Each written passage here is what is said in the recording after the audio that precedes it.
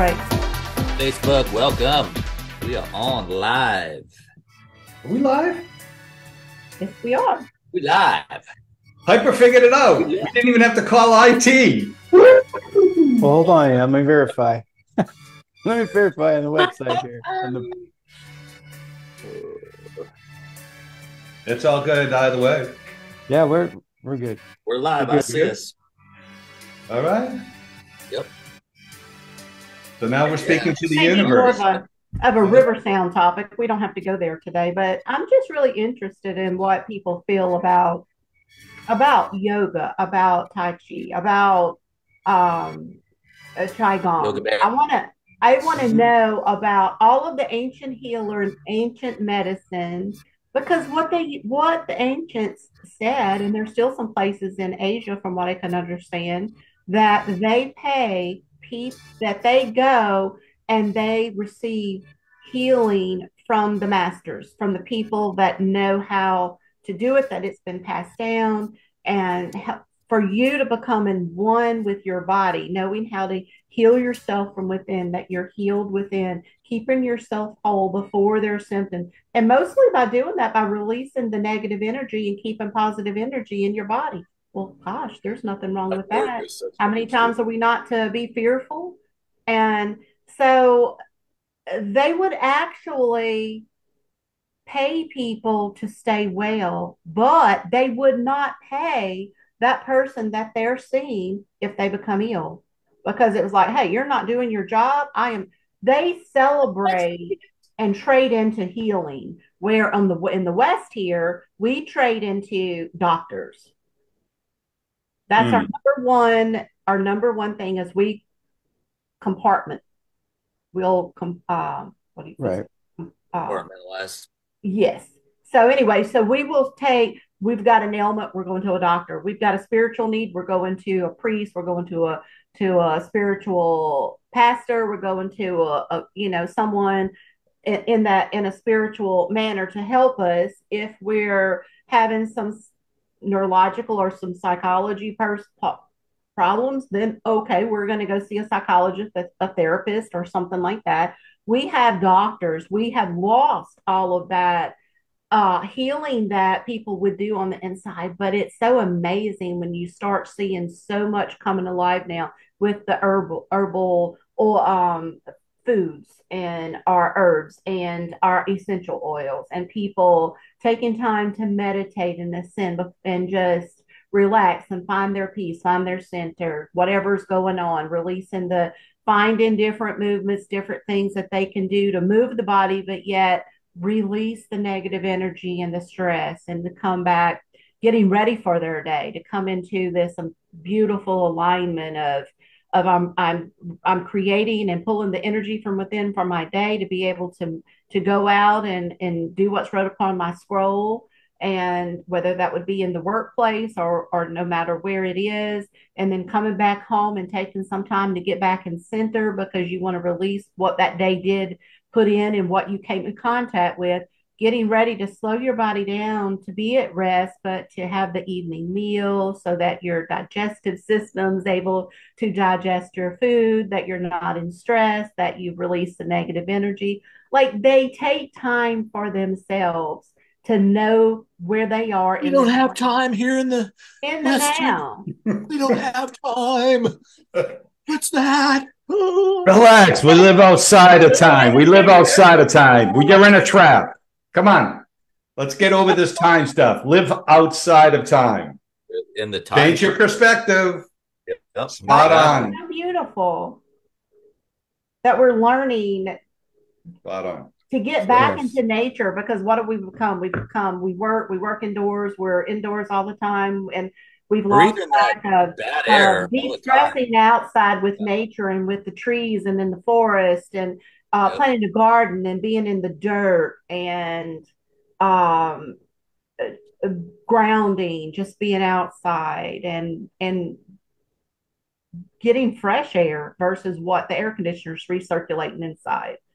That's exactly right. Fresh air is amazing. I'd like to go back to the first thing you said about the dichotomy that we create with our spirit, soul, and bodies. Mm-hmm. Um, in the journey of discovery, as we dive deep into something, we naturally tend to break things apart, try to find the smallest component, just kind of our internal way we've been trained or programmed how to learn, right? And so we break things apart, reconstruct, deconstruct it to reconstruct it. But I think sometimes we forget that that we break things down and compartmentalize too much, and then leave it there, so that we have this almost this schizophrenia going on. I was having this talk with Jess earlier, I think last week. Just sometimes feeling schizophrenic in the sense that I'm dealing with different parts of who I am, and having conversations, and it's really important to come back to that oneness factor. We are spirit, we are soul, we are body. We are many parts that make the one. We are a image reflection of the Godhead on purpose.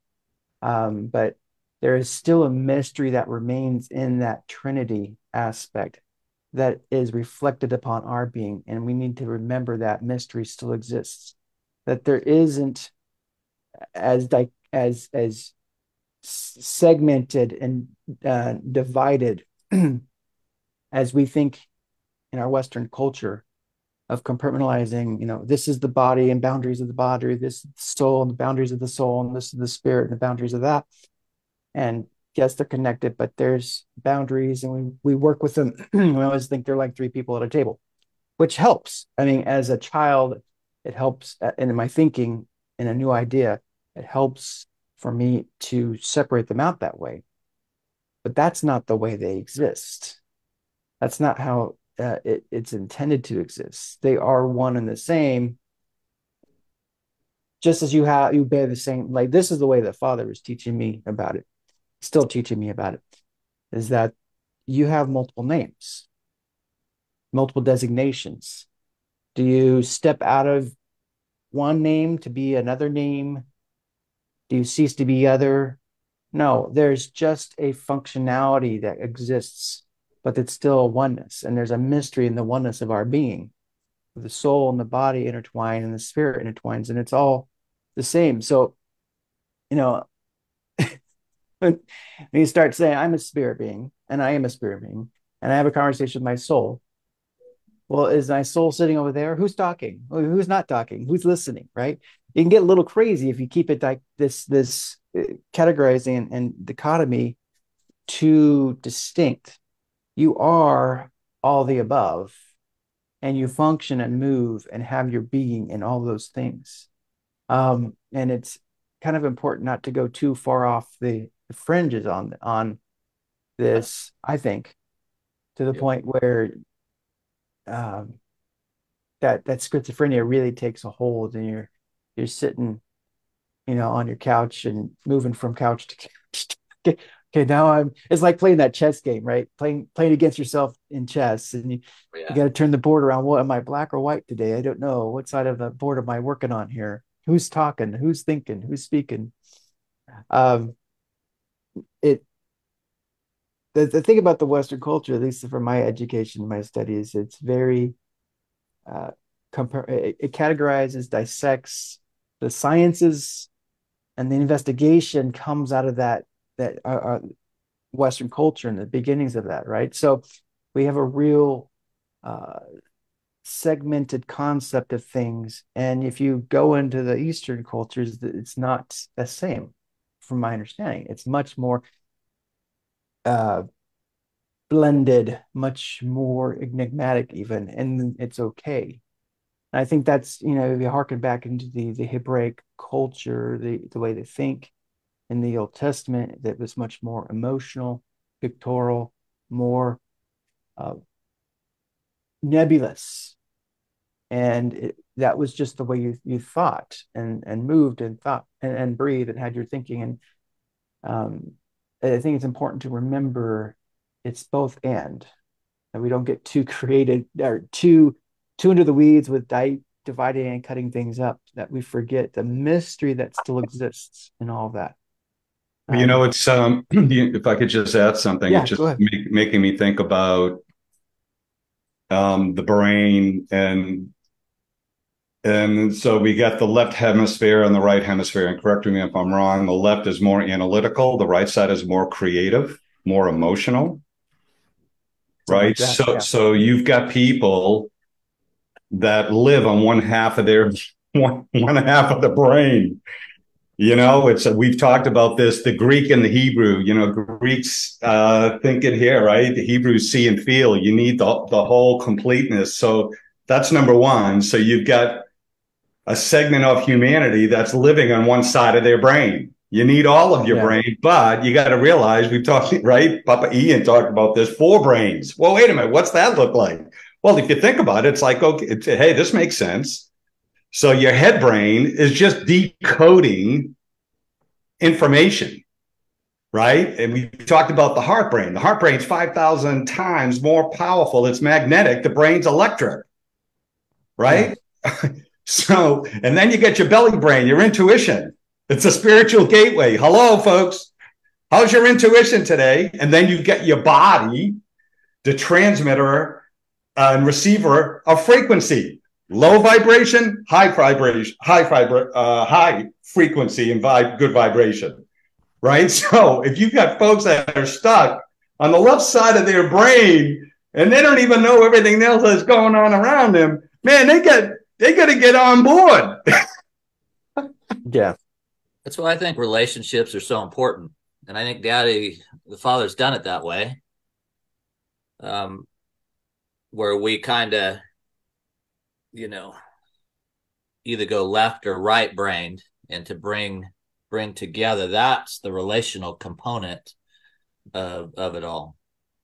I don't think he ever wanted, the left and the left hemisphere, right hemisphere of the earth to, he wanted that more of a blending, and Right. and we have definitely separated ourselves in that way, and I don't think that was his plan. Right. We're to come together as a whole, and that's where we've got the issues, and I think that's where religion is definitely, the religious spirit has definitely played a big part in separating that. And Yeah. but I think the mixing is so important, and but we get stuck where we're at, and this is what it's supposed to be. In reality, it's not. So we need each other. That's the whole thing. We need each other to be able to be a full, a wholeness, fullness. So this is good. It It's is. good. On the funny side too, who you are and how many hats you wear or how many names you may carry or all of that. My grandson, he started doing a little role play and he would be like on the weekend playing around and he was like, hi, and he'd introduce himself to me and he'd tell me his name and he'd say, I work for Dominic, and his name's Dominic. And he's like, I work for Dominic and I'm doing something like searching for dinosaurs or something. He's got the whole thing all going. So all through the day he'll be kind of role playing. Well, it was kind of fun because then I'm like, hi, and I would introduce myself. I'm Sarah, the housekeeper. How are you? I'm nice to meet you, Dominic. And so all of my roles became by someone else. I'm Sarah, the house cleaner. I'm Audrey, the laundry lady. I'm Trish, the dishwasher. I'm Cora, the cook. So, and now I told him today, I said, go tidy up your room a little bit before you go to school. Make sure everything's picked up off the floor. It doesn't have to be really clean, but I'm having someone come give me a quote on cleaning our house, and it needs to be where they can see what they're going to be doing. And he was like, oh, well, what's her name? He thought it was me.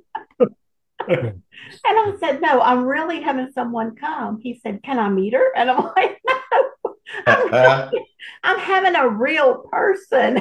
And it's like, well, can you show me a picture of her? I'm like, no, you just have to believe me when I say she's real. I was like, maybe we're carrying this thing a little too far. But yes, I feel like I do. I wear all these hats, so I'm the same person. But within my being of who I am, then you have all these roles that you play that's on your scroll of just living life in this dimension. Yeah. So good. Yeah. And just as you guys know, me diving into understanding the subconscious through the lens of scriptures. Um, I'm learning more about the emotions that are involved with it and how it plays on the way we think and feel and the intents of our heart and the actions of our bodies and our speech, and coming to an appreciation for the emotion and appreciation for the chaotic storms and swirls. And I use the word storms as a kind of a neutral term, not as a negative connotation, but just the uh I guess the best way to describe it is if you've ever watched like Ant-Man and the Wasp, and he goes into the quantum realms and he travels through that. It's crazy. It bends the mind, it bends the reality of your world. You go into this realm. And that's really, like, for me, that's the picture of the subconscious, because it's illogical. And I did a short a while ago, video short on this, just how the subconscious is illogical, and it's unreasonable. It's not using analytical processing to compartmentalize and separate different things out. You don't go and find a nice, a vault with files and drawers where all your stuff exists. It's just blown out there, and it shows up in different ways, and imagery and emotion, and just all blurs together. And that's your subconscious. If you go live a day in your subconscious, you're going to go crazy if you try to make sense of it all. And I'm learning that emotion is the force that's involved, that is the ingredients, in a sense, that allows these things to move and have their being, and these ideas and concepts that then permeate through the imagination gate. And learning to appreciate that and not be freaked out that I can't analyze and compartmentalize and bring order, as in my Western thinking, as my analytical Greek thinking mind wants to do with it. And appreciate its existence and how it moves, and how Father made it. And it reminds me, this is the thing that it reminds me of, is the Koshek, the sea uh, of mystery, right? That exists in our Father, and this is duplicated and mirror imaged in us through our subconscious. So I see it as going to the subconscious, going to the emotions, and speaking light to it in order to bring order to it and manifest order through the mystery that's there into creation. And um, being and so here's I'm going with, because we're talking about the duplicity of our names and hats and roles. There is such a blending that is hard to find, a blurring of the lines, um, that it's important to be okay with it. It's important to come to that term, this understanding. I can blend those. Don't have to have concrete edges on all of my roles and positions and responsibilities and way I move and have my being in the earth. It's almost, that's what the sense of being in and out of season. Being what I need to be, as Paul says, a Roman to Romans, Greek to Greeks, doing what I need to be, who I need to be, and just fluidly moving in and out of those different seasons of my being in creation, and understand it's still me, and I haven't negated any of the others by becoming one. And I haven't taken off any of the hats. That's the thing, is I don't take off hats. They'd all just sit there. They just morph according to the season that I'm in, right? So it's knowing the times and seasons when to be one or the other, for the specific person. And that's the way the Father is to us, right? He knows what to be to us in the moment that we're in order to call us into our own destiny, our identity, and our purpose. So we duplicate that in ourselves and become experts of morphing for the season that we're walking in. So I have a question. Yeah. Is love an emotion? I think it manifests as an emotion. Love can be acted, right? Couldn't it be love is an action also. It's a verb. Oh, Love care it wears many hats as well. Right. okay, but this is where I think that people just I get tripped up. Well, I'm not tripped up in a sense that like you just went down a 10-second like Greek thing. I'm trying to think feeling. Mm-hmm. Is love, is it emotional? Does it have a feeling, a tangible substance to it that you guys are saying that generates a frequency of emotion? And what I'm saying, it's one of the characteristics. Love is emotional. Yes. Okay? It's the highest frequency, the highest. A pure self-existent one. Big love is the highest frequency. It's emotional. Is anger emotional? Is hatred emotional? Are all the things. So to me, it's as simple as getting an awareness of that these are frequencies, and the emotions that you're feeling are either low vibration and low frequency. Absolutely. And you have to choose to go and want to go higher, right? To tap into the higher frequencies of that emotion. And here's a beautiful word that I learned. I was like, man, I don't know who said it, whoever it is out in the universe. Yeah. Constructive interference. Where two wavelengths, when they hit each other, they're propelled upward and they double their frequency. So if you are operating in a high frequency and you can partner with someone else, speak life into other people to elevate their frequency, those two frequencies, when they run into each other, they push up and double the frequency at even a higher level. And I'm just like, wow, that's really good. So to me is the way out. It's just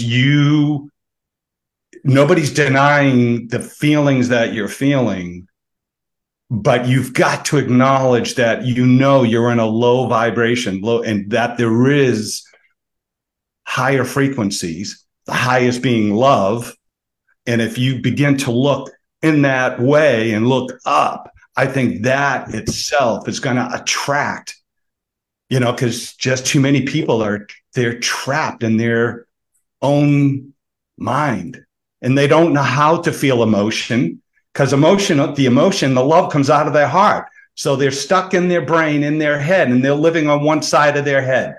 So you got to get them down and start thinking about your heart. You got to know where you are. This is it's so fascinating because it's so foundational that we're a spirit. We're a spirit. That's perfect. It's good. That's talking to you. It's your friend, your spirit. It's you. Hello. Right?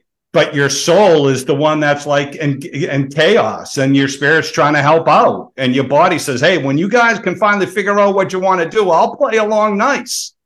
So you got to elevate the soul's frequency. That's the other thing, is nobody talks about the gateway. Emotions are in the soul. It comes part of your spirit, but the emotion of depression and anxiety and all of that stuff, it's sitting in that emotional gateway, and it's not you. It's not you. It's something else that's in you that you feed, that talks to you in first person to make it think like it's you. And then let me pop some farmings. Let's get some, not going down a side thing, but I can tell you, okay, be careful for anybody that's out there. Okay, the whole pharmaceutical and all. Here comes all the weight loss stuff. Here, just pop a pill. Here it is. They're setting everything up for the next 10 or 20 years. It took them 10 to 20 years okay, to put stuff in the food stuff and the obesity. Hey, now we got the solution. Hey, here's another pill.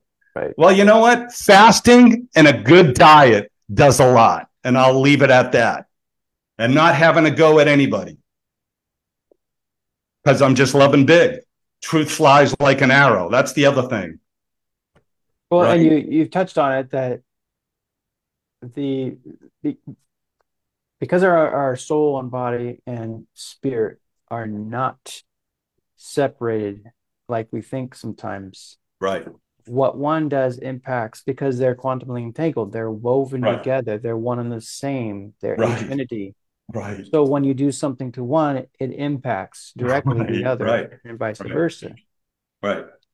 So the introduction of something physical into the body is going to affect the emotion Right. of your soul, Right. your thought life, Right. right? It's that they don't consider that aspect. They think something is wrong here. I need to put something in to fix it, but they don't consider the other gateways being affected, the other components of their being that are also being impacted by that choice. Negative, positive, it's an impact, it's an influence, it's a trade into something for the whole being, not just the one.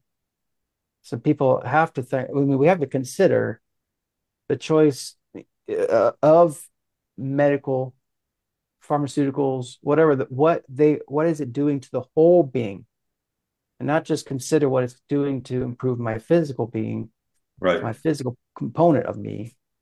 What is it doing to the whole person that I am? And a lot don't give that consideration.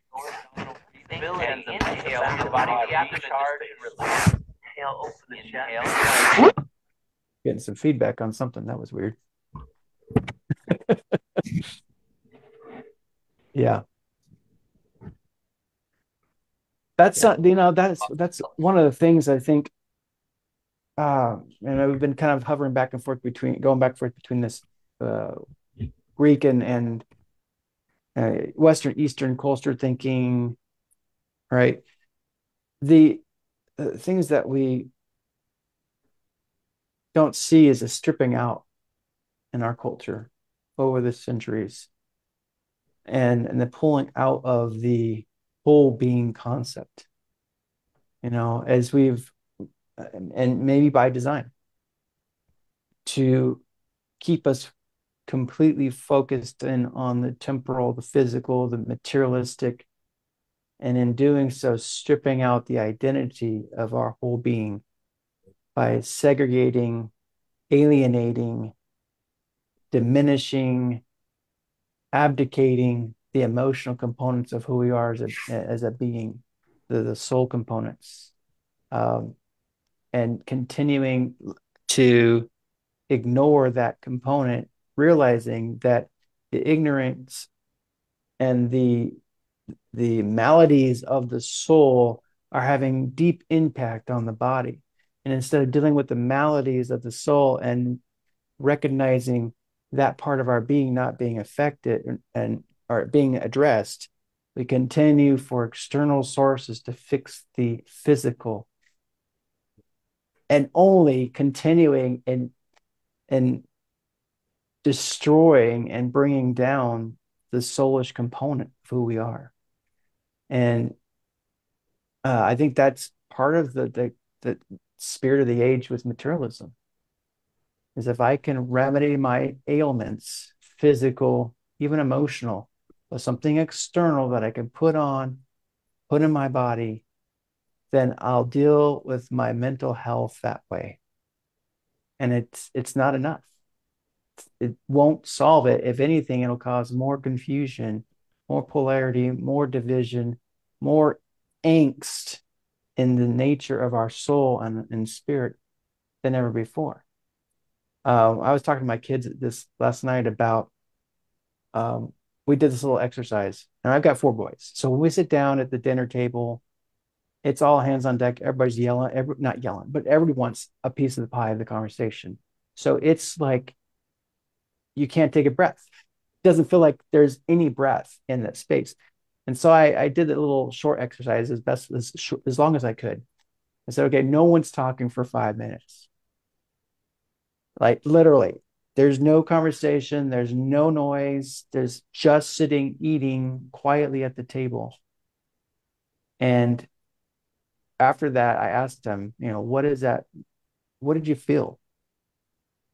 And again, to talk about how there's tension in our body, we don't realize it that we're carrying when you're always trying to wait for your opportunity. It's not like you're just in rest mode waiting for the opportunity to speak. No, you're like a steel spring under tension all the time, waiting because you don't know. You got to get that split second opportunity to fire. And so you're under this tension all the time. And I said, people that live in this 24 hours a day don't realize that their bodies are under that stress. And I talked about wartime. I talked about soldiers that go and they spend 24 hours, 7 days a week under this tension, that they're always under a pressure point. And even though they're sleeping, they're still under that tension. And the internal noises that are inside never get dealt with because there's so much external tension that when they find a place, it's almost like that. Well, I'm not a doctor and I won't go into any of the traumatic stuff, but I, knowing a little bit about that, but we were talking about this in the family dynamics, how it's important to quiet yourself. You can't quiet yourself. You never deal with the internal noise. And people that have never dealt with internal noise, there's people that do not enjoy quiet rooms. They hate them because as soon as it comes quiet, the internal noise is like it turned up to 11 and it makes them go crazy. So they'll have their TV on all day. They'll have radio music. They'll have any kind of noise, white noise, just so that the internal noise can be diminished, right? And the mental health, the physical health that's tied into that. And so you guys got to practice this. You got to start practicing how to sit still and be quiet. Not even reading a book, but sitting still, no activity with your body, with your mouth, even bringing your mind to calm itself so that you can relieve the pressure that your body is under because it does not handle it for long. It will start to wear down. And that's something that I think I've learned a long time ago is it's important to quiet the external so that you can deal with the internal. And you won't find rest. You won't find a true shalom until you deal with the internal noise. And it's not going to come through an external source. You have to do it from inside out. That's good. Yeah. I want to thank Segula Studios for the wonderful background music. I guess maybe there's a good time to do a little PSA. Segula Studios. Segullah Studios. Did I get that? Piper? That's correct. Yeah. Segula Studios. All this wonderful meditative, high frequency, good vibration. I believe this is cherished. Is it not? We don't hear it right now. Oh. It was at the beginning of the show. Oh. Because I've been listening to it the whole time. I think it got cut out for some reason because someone was talking and it just disconnected. Oh. Yeah. Once we went live, once we went live, I think that was the problem. Hmm. Maybe No worries. do it. Glad you're enjoying it. Do what you did to connect it again. There we go. Yeah. But when we talk, it cuts out. Oh, it does. Yes. Yeah, we're going to have to talk about that. I'd like to. What do we have to do to? Yeah. Okay. I think most people that have background music have it post production. They'll add it on afterwards. So, yeah. Oh, yeah, that requires a task. Yeah. I know. All right.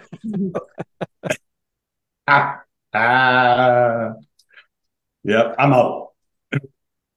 You're out. I'm not the audio video guy. Yeah. No. Yeah, so good. Yeah, it is. Yeah. Was it Oh, cutting I out wanted before to we go went ahead, Tina. live when we talked? Come again? Was the music cutting out before we went live? It was. Okay. I Yeah. didn't notice it. Yeah, yeah. Just enjoying it. Maybe we were a little quieter. I don't know. No, it was cutting out. Well, It's I mean, there are live streams that go on that have nice background music. So there's a way they're doing it live that's not post production. So but whatever we got to do, we should be doing that and be playing Segula stuff, in my opinion. So Right. just being transparent in Well, front of the I agree with world. you, Chris, because I guess we can both agree and say that because we know it's not going to be us doing it. The Yeah. All technical right, I'm part of sending my that. wavelength over to you. Send it We this can way, do and we'll that. double the frequency. There That's you how go. it works, folks. Imagination, desire, intentionality, staying power. That's Yeah. authentic intelligence above the sun. You want to tool around with the artificial stuff? Have at it. Stay focused on the authentic. Yeah. You Big described love, the love synergy. big, love big. Just You love just big. you just What could go described wrong the by loving? synergistic part of QRST, What? or the two coming together, the two Yeah, wavelengths. yeah, that's good. Yep. I love that constructive interference. I was like, wow, that's like two ripples in a pond. Like when they come together, the energy of those two ripples, what it does. And it's like, man, to me, it just makes so much sense, right? Yeah. And all them electrons and photons getting real excited. Hey, we just been observed. Hey, this is going to be fun. And then they go do their deal, whatever the deal is. Don't have to worry about the outcome. What's going to go wrong with loving big? Let me see what could happen if I love bigger. Just keep loving bigger. And going But back to when you were talking about the two people when they come together in one in that positive energy, well, that energy syncs. And we talk about synergy. The energy is actually syncing together with that person. And when the two energies come together in sync, you have that synergy. yeah, that's awesome. With the Father, that's why the word says, when two or more come together, of course, in my name, which is a totally different meaning when you really search that out of being in his name, being in the character of who he is and all that he is and all that he represents, being in that, having the not the having the knowledge to know the mystery of what being in his name is really huge as well. But coming together. And then when I recently read, and I read a lot, so I don't exactly know where, but I recently read that we all want to be a ripple or we all want to be a wave in the big ocean. But what we have to realize is we are the ocean. But trying to be something separate because we are all one. We are one in him. We are all the ocean. There's no way we can go take ourselves out of the ocean and take that wave or that ripple and put it in a bucket. So we are one in him. We need to get that. And when we get that and we become one in him, one in each other, meaning that whatever you're doing, Chris, I'm doing too, because we're one. We are, so we can hold each other in our heart. We don't want to be ugly to another person because they are who you are as well. You are one. You are one in him. So what do? We love big, right? We learn to love big. This world needs more love. We're in chaos because everyone has an opinion.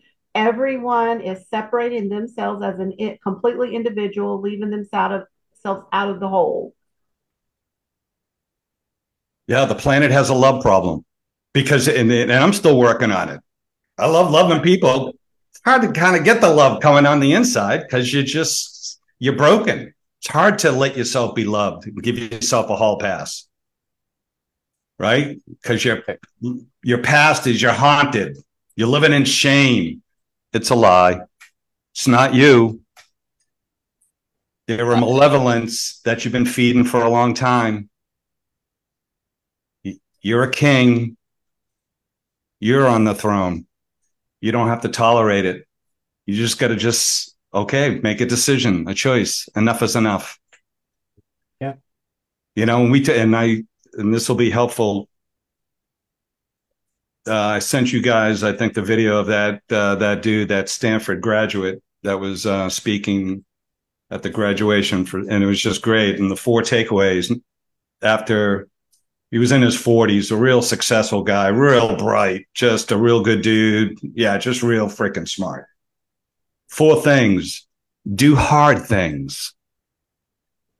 Do hard things. You don't always take the easy way out. Do hard things. Do your thing. You be you. Why are you worried about what everybody else thinks? You be you. Start trying to be like that person, that person. Do hard things. You do your thing. You be you, whatever that thing is. Oh, and do it for decades. Do it for a long time. Don't. Keep going to a high. Love bigger. Love bigger. Love bigger. Love bigger. Do it for decades. And through that whole journey, write your story. What's it going to look like in 2024? What do you think? What's in your imagination? What do you desire? What good outcomes are you looking in 2024, 2025? What about 2030? Stay there. A lot of unknowns, but you're still not going to get off the plan. And then the universe meets you once you've made that decision. I love that. I thought that was so good. I was like, man, do hard things. Do your thing. Stop trying to be like somebody else and worrying about what everybody else. You got to get rid of that give a rip deal. Stop giving a rip. You get confident in your own deal, who you are. Get your identity. Level up. I get it. It's hard. A lot of bad people with a lot of money got a lot of power on there. Oh, and just by the way, below the sun, real quick PSA. Every government on the face of the earth is corrupt and malevolent. The entire planet is captured by malevolence. And we're here to take over and to love them out. We're not going anywhere. We're staying. The malevolence and corruption's leaving. End of story. That's it. Huh. Anybody need a hug? Everybody all right? This is for posterity, right? Hey, can we get this on when we're done? Where are we recording? We can get this on YouTube, right? Yeah, we can download it. Yeah. Bring it up. Yeah. Absolutely. Yeah. And I believe that's how we are to overcome. How do you overcome? By stepping into the mystery. What is the mystery? Knowing who you are, knowing that you are a light being created from the light himself, in his image, in his character of who he is, that we are a new creature. We don't have to be who we once were. So learning the mystery of not who we've been programmed to believe who we are and what we carry, but knowing who we are through the Father in relationship. And once you step out of that relationship and you start stepping into it, knowing who you are, all of the negative energy that sits within you of who you thought you were starts getting to be released. You are restoring and bringing restoration to yourself through the inner being of who you are and what you carry on the inside that's already there, that you're just learning to know who it is that's on the inside.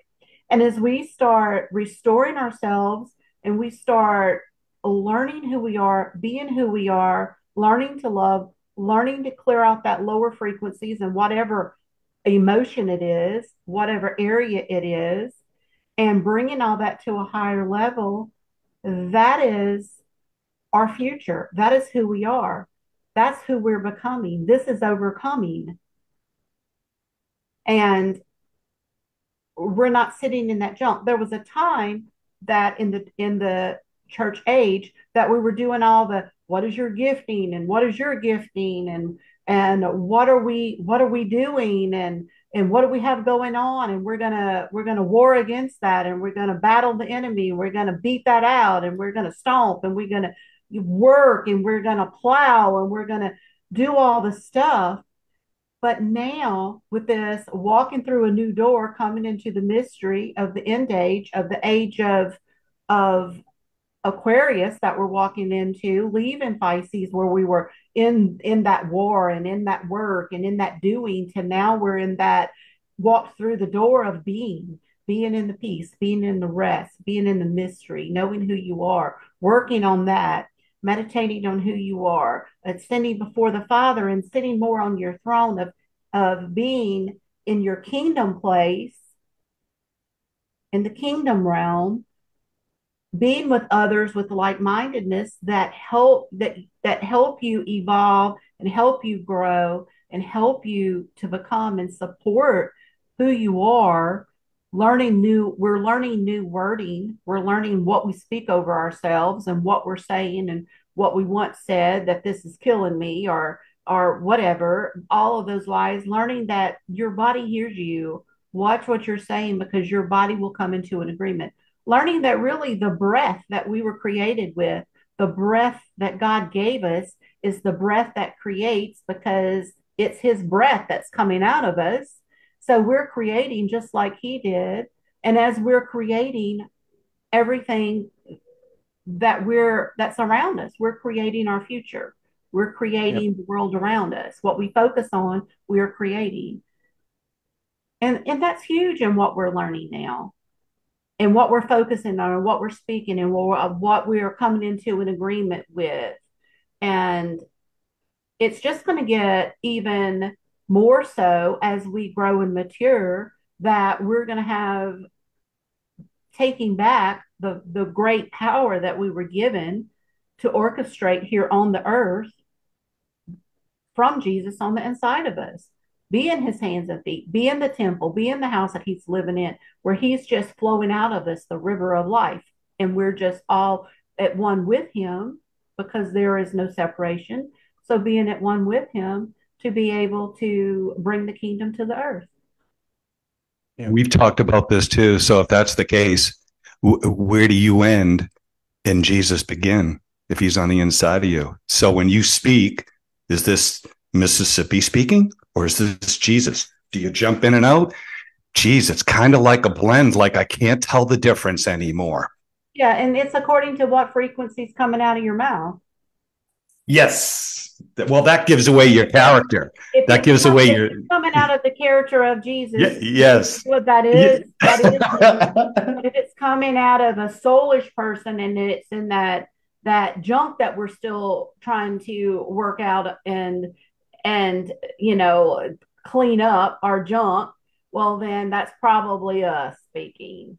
Maybe this would be a good time if Segula wanted to share that email, and we can give a practical example of what a low vibration, low frequency religious email looks like. But no, okay, all right. Nah, I'll be honor. I'm sorry. No, I'm not. Cover. I'm not sorry.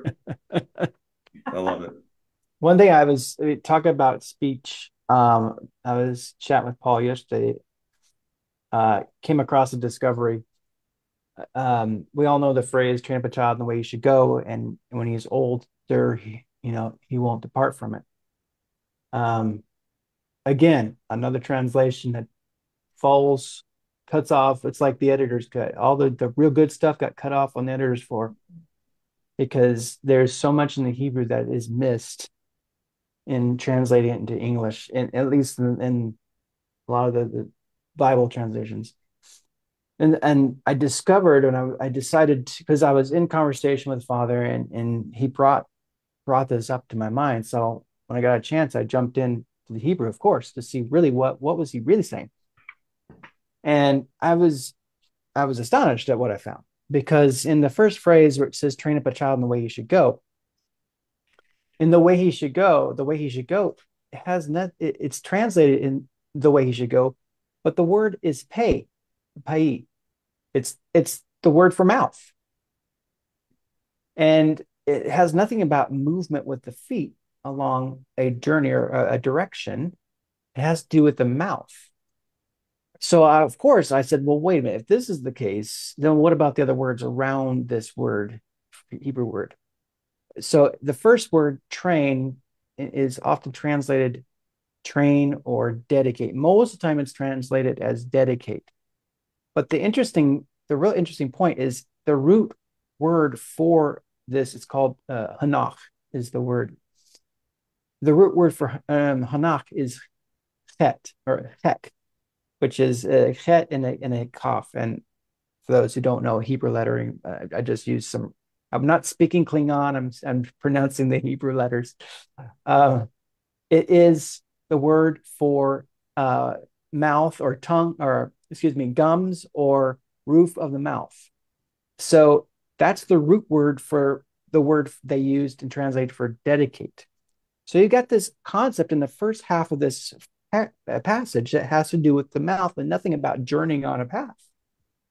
And so the idea, and then the idea so you got dedicate a child, can be boy, youth, young person, in the way you should go. The word in is it's aleph, it's ayin lamed, and it basically means above, over, or upon.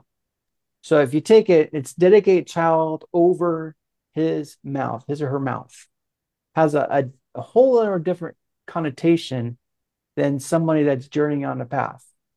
And then the second half is more concrete. There is closer to translation. It's pathway, derek.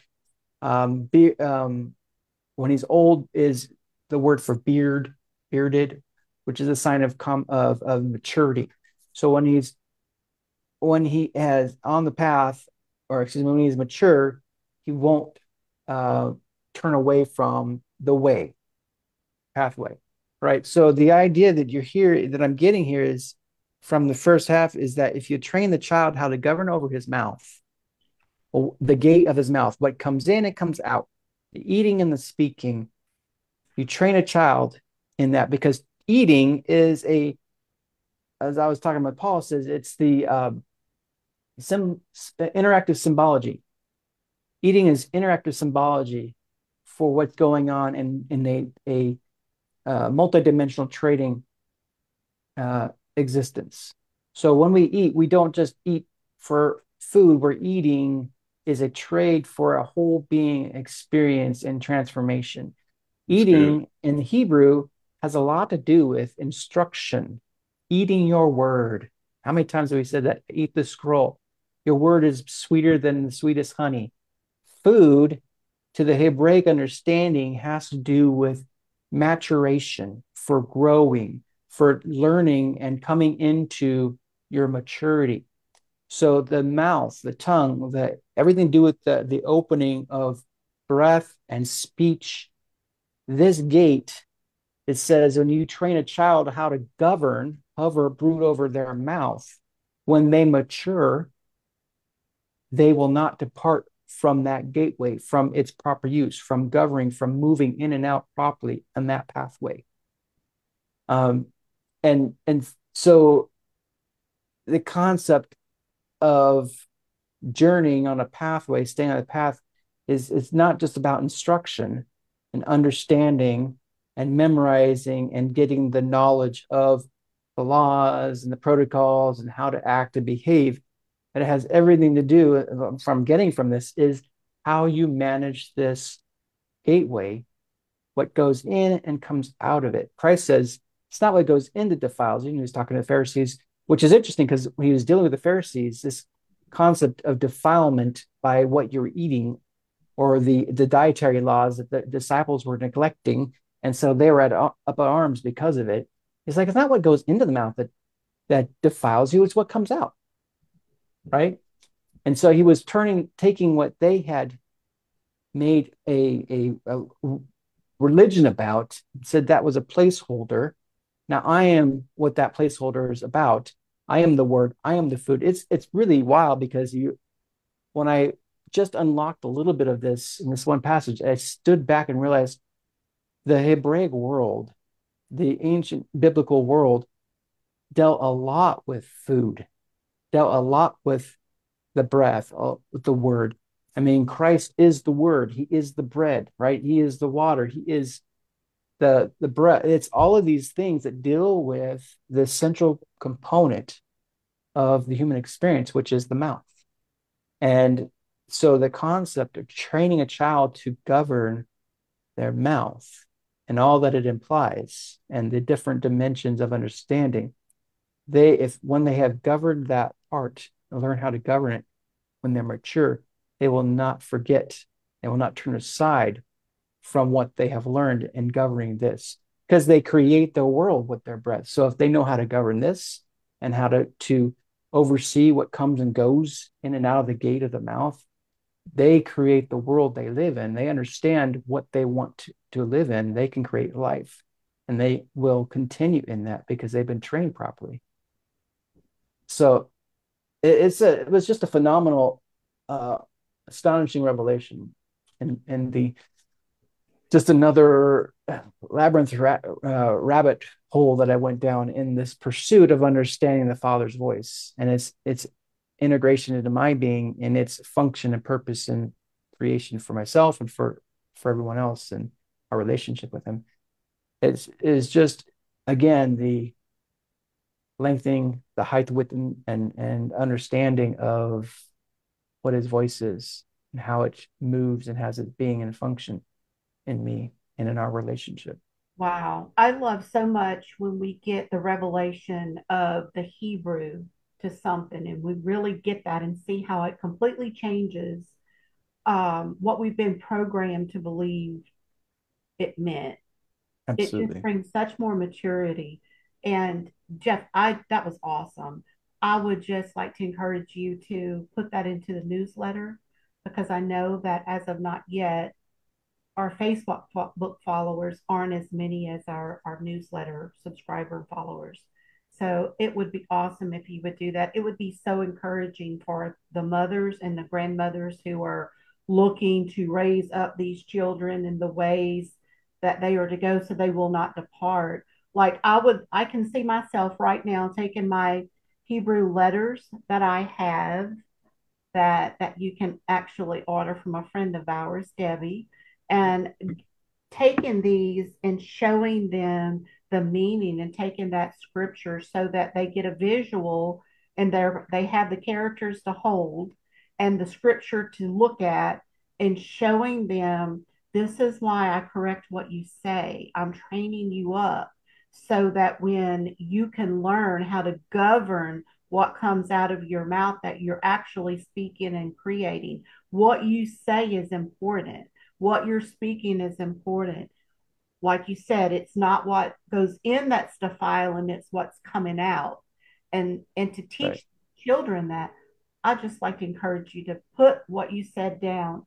So like I would print it out and put it like on the fridge or on the bulletin board or something, but that was very powerful. Thank you.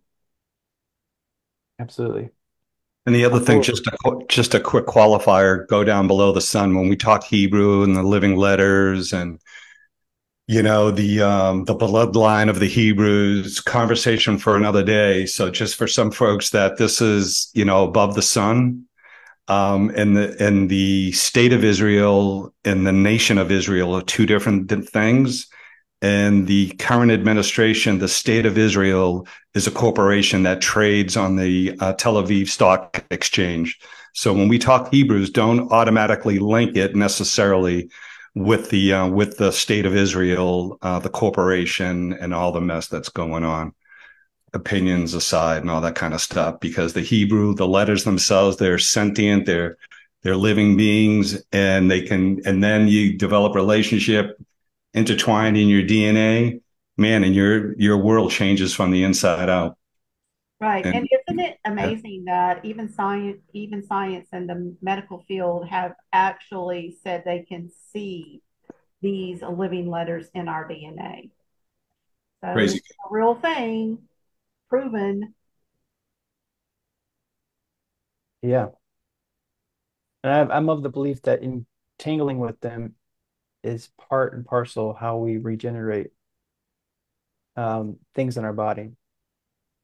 Like this morning I was having some soreness in my neck and I just engaged with living letters, the ones that I were highlighted to me in that moment of engagement, just to go in and partner with it, the uh, regenerative repair that made any damage, any soreness, any nerve damage, whatever it might be, any tension, any and need for an additional lubrication or buffering to be part of the process of going in and restructuring what needs to be regenerated in that area. Um, it's interesting because I know we take all these rabbit trails. I was thinking about how I think this is my opinion, but I think the next evolution um, for healing is how to learn to self-heal, Of course. right? I think the day and age of the pharmaceutical, its lies are being peeled back. Its failures, its inadequacies are being revealed for what they are. And I think the day and age for going to the next level of as human species is to learn to self-heal, to understand, as we talked about creating the voice, not just for emotional health, but for the holistic being that we are, self-healing through the voice. And specifically, as a believer, as a son of Yahweh, through the inspiration, through the relational dynamic that I have with my Father, with Yahweh, to understand how to use what He gave me to recreate, regenerate, repurpose, and redesign in its original intent my body. That I will not need the external sources, the pharmaceutical stuff, the pharmakia stuff is not necessary. I'll tap into the regenerative resources, the unlimited regenerative restoration of the voice of my Father resonating in me.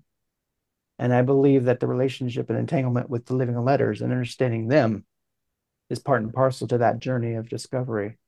But I think that as a species, we're going to unlock that. I mean, even in the church wineskin, in the concept of praying, laying hands, healing, those were gateway threshold processes. They are necessary for children to grow and immature, right? To move into another process. I think that the